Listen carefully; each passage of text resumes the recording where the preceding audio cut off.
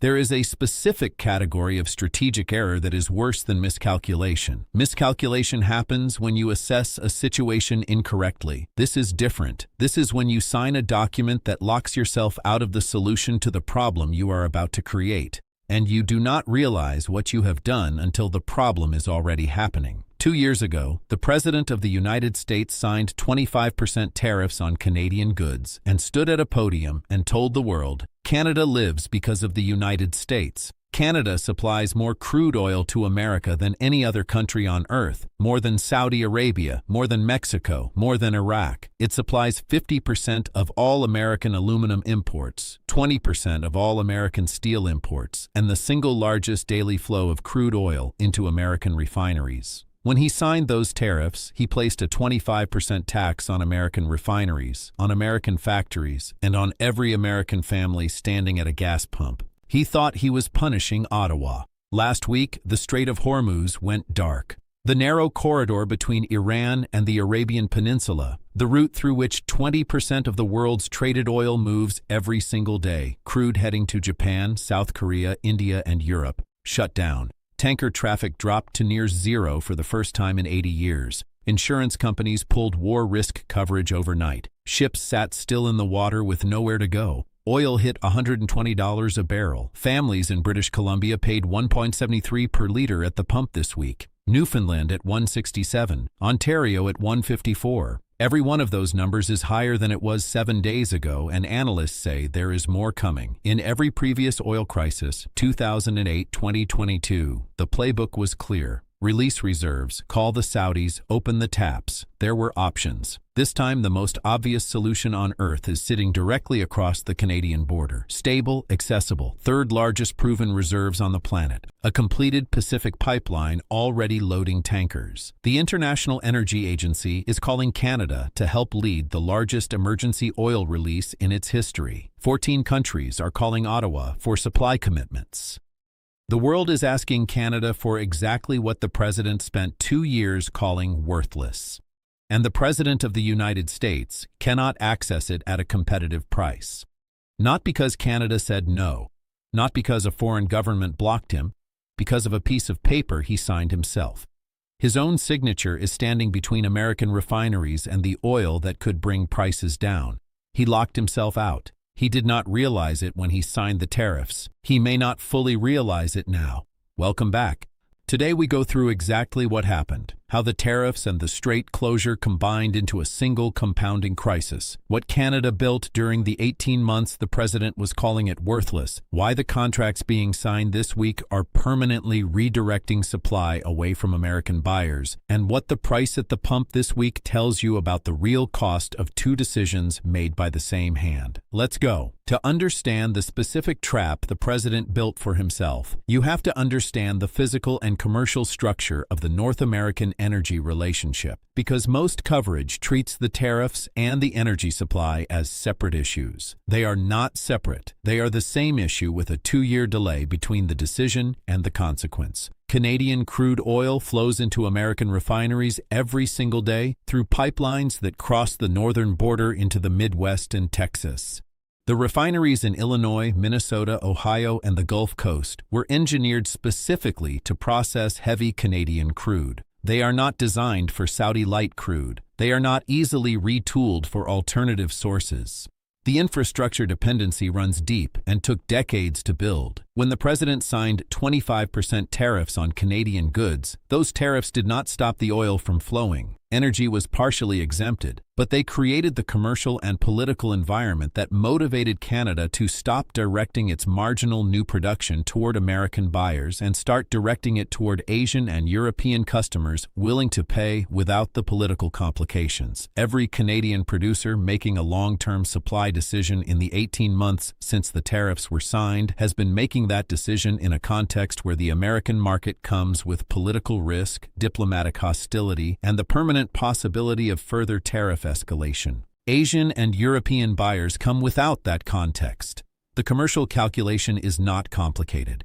New production goes where the relationship is stable. And stable in the current environment means not Washington. The Trans Mountain Pipeline is the physical infrastructure of that redirection. $34 billion, years of political controversy. Critics who called it a waste through every phase of construction. It is now pumping Canadian crude to the Pacific coast at Burnaby, British Columbia, loading tankers bound for Japan, South Korea, India, and every other buyer on the other side of the Pacific who needs oil now and cannot wait for the Strait of Hormuz to reopen. Every barrel loaded onto a Trans Mountain tanker is a barrel that is not going south to an American refinery. And the contracts being signed this week, as buyers desperate for reliable supply reach out to Canadian producers and Canadian government officials, are locking that redirection in place for 5 years, 10 years, with delivery schedules and penalty clauses. The window in which American buyers could have secured long-term Canadian supply at terms that reflected the traditional relationship is closing. Every week, the tariffs stay in place. Another contract gets signed with someone who is not the United States. Every contract signed is supply committed elsewhere for the duration of that contract. The oil the president mocked is being contractually allocated to buyers who did not mock it. And at $120 a barrel, those contracts are worth more than they have ever been worth. Now let's look at what Canada built during the 18 months the president was calling it worthless. Because this is the part of the story that makes the current moment not a temporary crisis, but a structural shift. After the tariffs were signed, Mark Carney went to Davos and used one word to describe the bilateral relationship that made headlines in every major financial capital. Rupture. Not dispute, not disagreement, not tension. Rupture. And then he stopped talking and started building. 12 new trade deals, 4 continents, 6 months. He told Trump that number directly on a phone call. Carney said publicly that Trump's response was that he was impressed.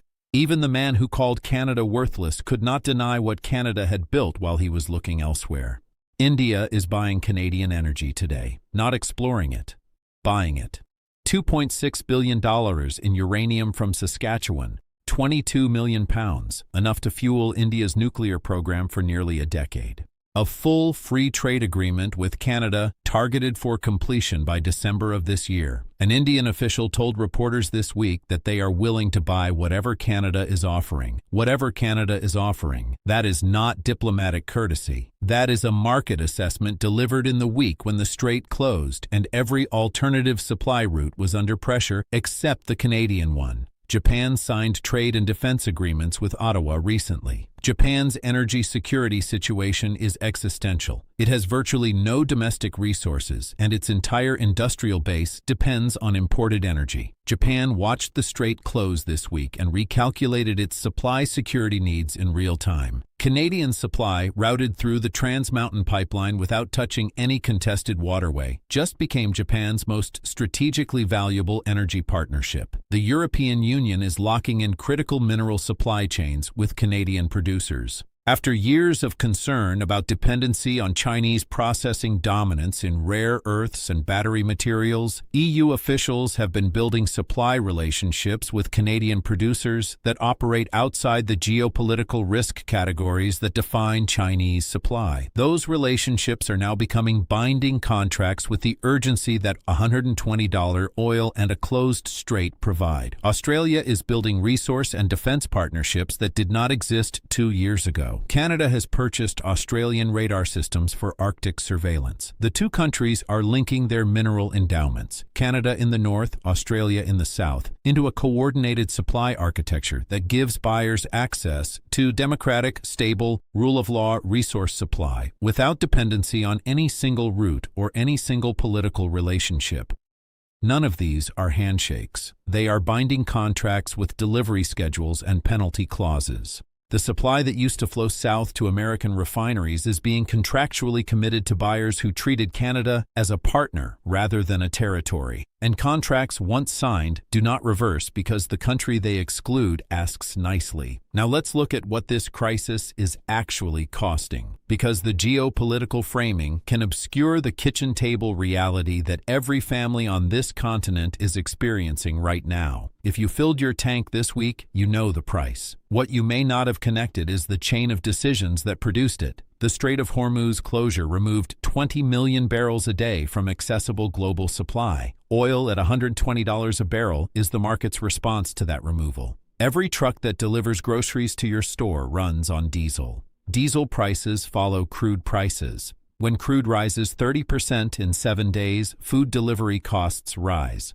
Those costs reach grocery shelves within weeks, not months. If you heat your home with natural gas prices follow oil in an elevated energy price environment. Your heating bill this winter will be priced against a market that was disrupted this week. If you have retirement savings in equity markets, you have already felt the repricing. Markets dropped approximately 9% from their peak in 3 weeks, with $4 trillion in equity value erased since February. That wealth loss is not abstract. It is the retirement account balance that is lower today than it was 30 days ago. 2 decisions, both signed by the same hand. Tariffs on the largest oil supply to the United States. Then a military operation that closed the second largest oil supply route on the planet. The combination produced an energy price environment that the president cannot easily resolve because the most obvious resolution, competitive access to Canadian supply, is blocked by his own signature. He can release strategic petroleum reserves. He can call Saudi Arabia. He can urge American producers to increase output. All of those options were available in previous crises, and all of them have limitations that Canadian supply does not have. None of them can deliver 5 million barrels a day of stable, pipeline-delivered, insurance-independent crude from a country sharing a land border with American refineries already configured to process it. The International Energy Agency's response tells you how serious the assessment is. The IEA announced the largest coordinated emergency oil release in its history, 400 million barrels, double the volume released during the Ukraine crisis in 2022, and they called Canada to help lead it, not to contribute at the margins, not to send a statement of support, to help lead. Canada's Natural Resources Minister confirmed, Canada will do its part. Bloomberg reported that Ottawa is urgently exploring options to boost output immediately. The country the president called a department that answers to him is leading the global emergency response to the crisis his decisions helped create. Here is the detail that crystallizes the entire situation. The 9 words the president typed 2 days ago. While oil sat at $120 a barrel, while the IEA was preparing the largest emergency release in its history, while 14 countries were calling Ottawa for supply commitments, while Canadian energy ministers were conducting urgent consultations with Asian and European buyers, while Trans Mountain was loading tankers and Canada's energy resources were the most sought-after supply on Earth, the President of the United States typed 9 words about the Prime Minister of Canada. He called him governor. That single word tells you everything about the assessment failure at the center of this crisis. A governor is an administrator of a subdivision. A governor answers to the federal authority above it. A governor does not sign trade agreements with the 4th largest economy on Earth. A governor does not lead the IEA's emergency response. A governor is not called by 14 countries for help stabilizing the global economy. A governor does not preside over the 3rd largest oil reserves on the planet and direct them toward buyers who offered better partnership terms.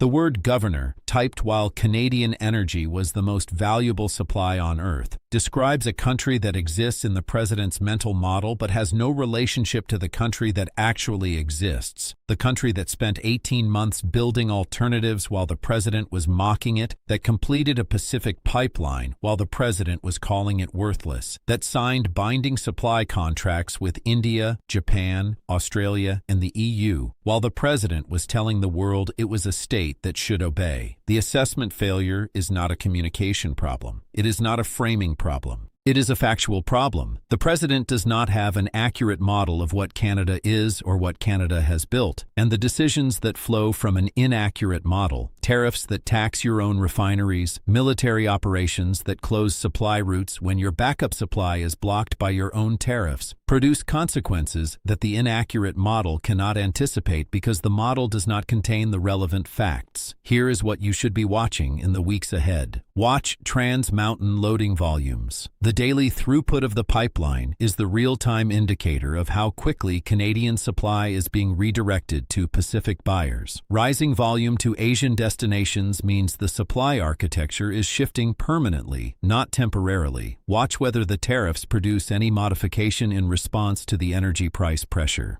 Republican senators from states with significant refinery capacity, Texas, the Gulf Coast, the Midwest, are absorbing constituent pressure from companies whose input costs just rose 30% in a week. The political arithmetic of maintaining tariffs that are directly contributing to $120 oil in an election year is difficult, but any modification at this point comes after the supply contracts have been signed with Asian and European buyers. The question is not whether the tariffs caused damage. They did. The question is whether removing them now can recover supply relationships that have already been contractually committed elsewhere. Watch the India Free Trade Agreement timeline. December is the stated target. If formal negotiations proceed at the pace the urgency implies, the conclusion of a Canada-India FTA covering $70 billion in annual trade would permanently cement one of the most consequential supply relationships Canada has ever built. Watch gold.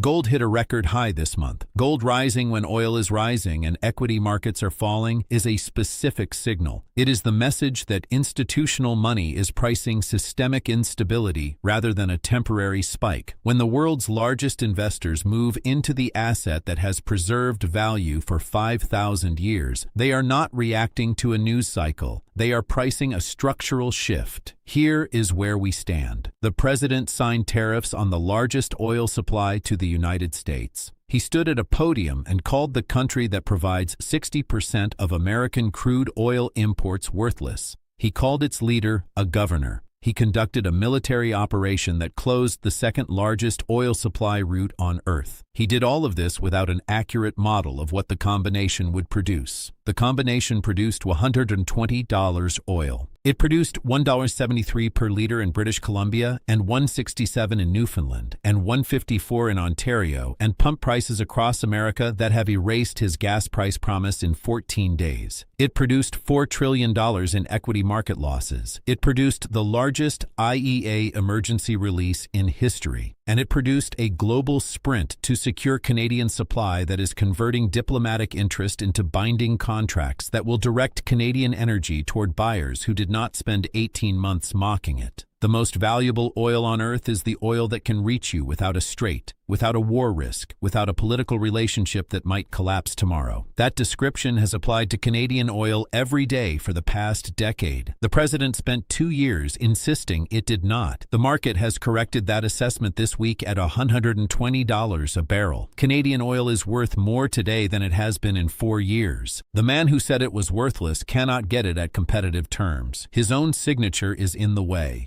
That is not Canada punishing America. That is not a foreign government blocking access. That is the straightforward consequence of 2 decisions made by one man who did not understand what he was deciding until the price appeared at the pump. The pipeline is built. The contracts are being signed. The IEA is calling Ottawa for leadership. And the president just typed governor.